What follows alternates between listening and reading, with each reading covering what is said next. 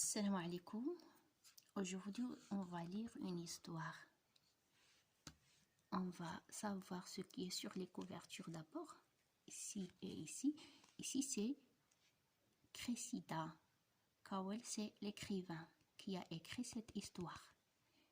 Les jumeaux s'émeillent des aventures en pleine nature. C'est le titre, ce qui est écrit en noir. Dans l'autre couverture, il y en a « Voici la famille s'émeillant ». Le papa, la maman plutôt, la professeure Pénélope et le papa, le professeur Pablo et les enfants. Les petits jumeaux, ce sont des jumeaux, twins, et les grands jumeaux aussi. Ils s'appellent Tulipe, Ted, Alfie, Acha.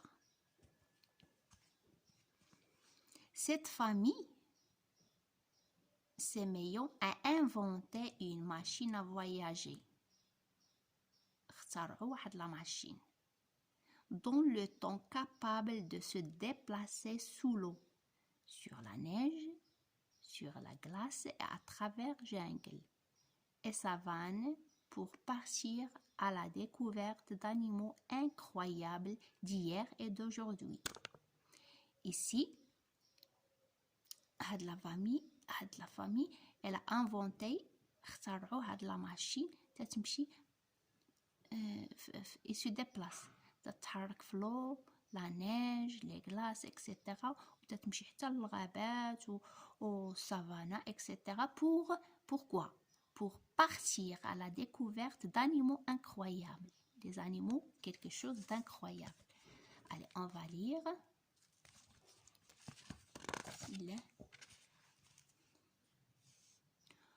L'eau bruissait et tourbillonnait au gré de vent et du mouvement des animaux sous sa surface. La famille s'émeillant était montée à bord de sa machine à voyager dans le temps. Pour voyager non pas dans le temps, mais dans les airs bien au-dessus de l'océan Pacifique Sud.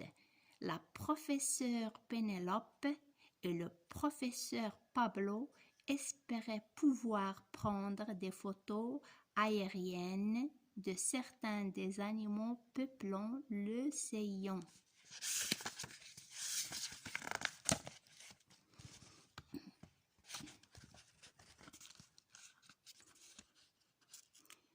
Depuis les airs, la famille s'émeillant pouvait voir des dauphins sautant hors de l'eau.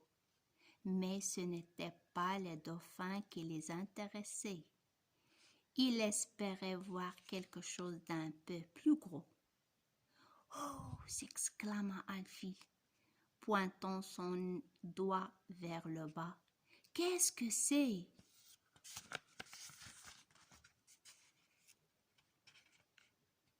En bas, une énorme forme était apparue à la surface de l'eau. « C'est une baleine bleue !» s'exclama Acha. Sous le coup de l'excitation, les professeurs s'emparèrent de leur appareil photo suspendu à leur cou et se mirent rapidement à photographier la grande baleine bleue.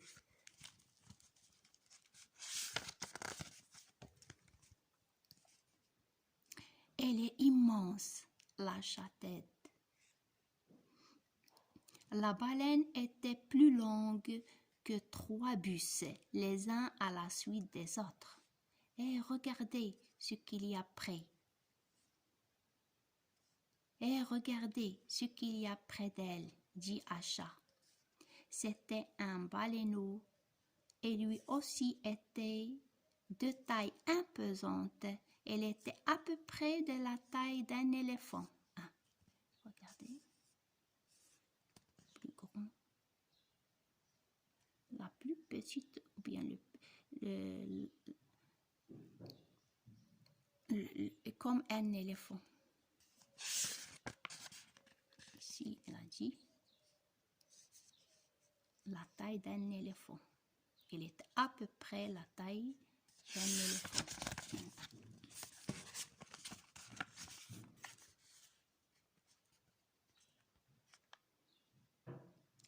La baleine bleue est le plus grand mammifère ayant jamais vécu sur Terre, expliqua la professeure Pénélope. Les yeux brillants et elles sont très timides et rares, donc on a vraiment de la chance de pouvoir les admirer d'aussi près. Un grand jet d'eau et d'air jaillit des évents de la maman baleine, éteignant presque la famille sémillant. La baleine bleue a 2 évents, constata Tulipe, de l'excitation dans la voix.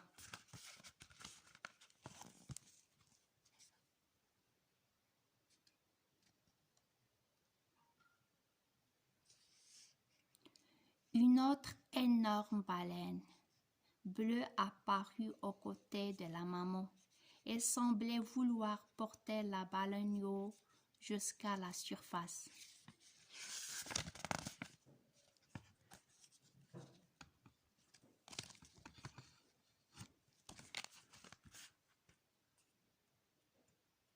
Prendre des photos. Que font-elles? Demanda Ted. Elle aide le baleineau à prendre son tout premier souffle, expliqua le professeur Pablo.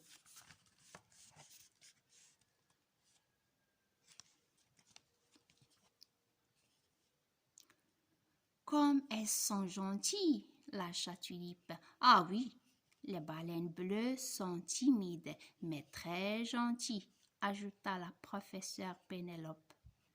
Mais cela n'a rien d'étonnant, car ces grosses baleines ont également un grand cœur. Le cœur d'une baleine bleue est de la taille d'un piano. La famille Séméillon prit les baleines en photo jusqu'à la tombée de la nuit. Ils décidèrent alors de retourner sur le rivage pour le dîner.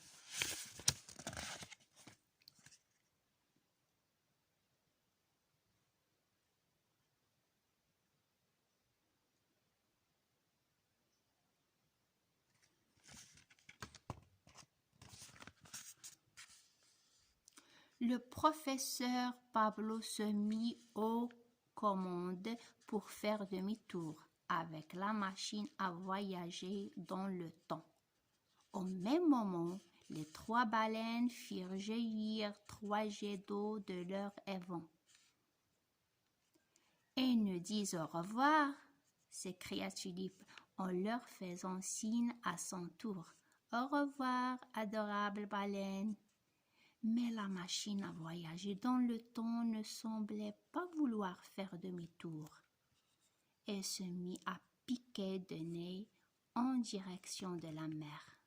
« Que se passe-t-il » demanda Ted lorsque le professeur Pablo réapparut.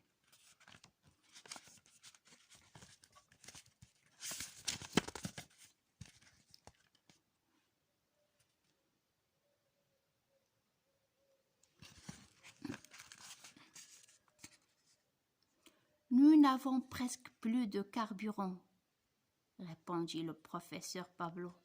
Oh non, s'écria la professeure Pénélope. Qu'allons-nous faire? Alors que la machine à voyager dans le temps continuait sa descente.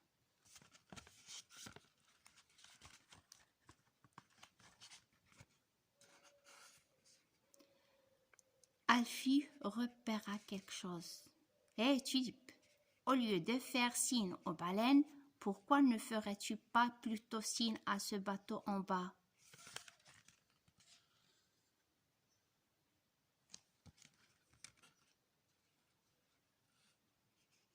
Demanda Alfie, en montrant un énorme navire du doigt.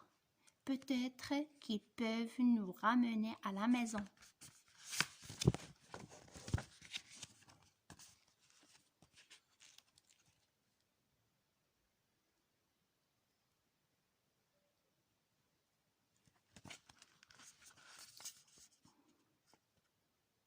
Tulipe et le reste de la famille Séméon se mirent alors à crier et faire des signes pour se faire remarquer.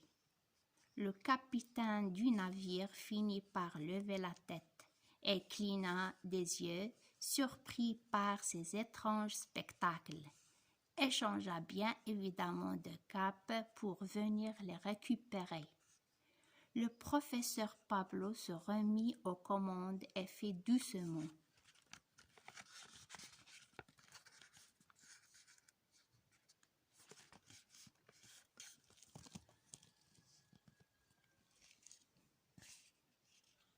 Descendre la machine à voyager dans le temps pour atterrir sur le pont du bateau. La famille Séméon regagna ensuite le rivage.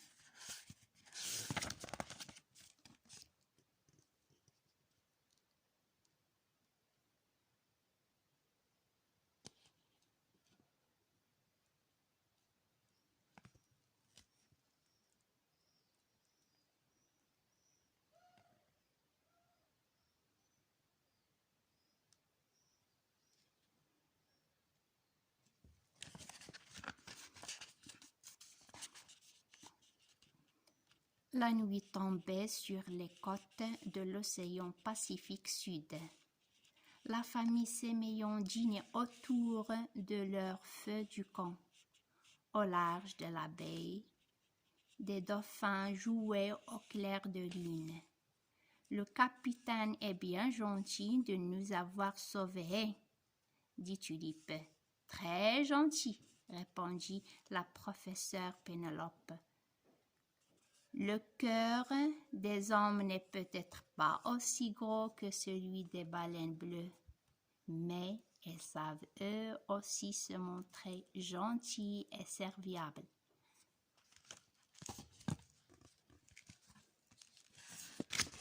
C'est la fin. Si seulement quelques questions, quelques informations sur la baleine bleue. Ici, est-ce une baleine bleue? Demande Ted excité.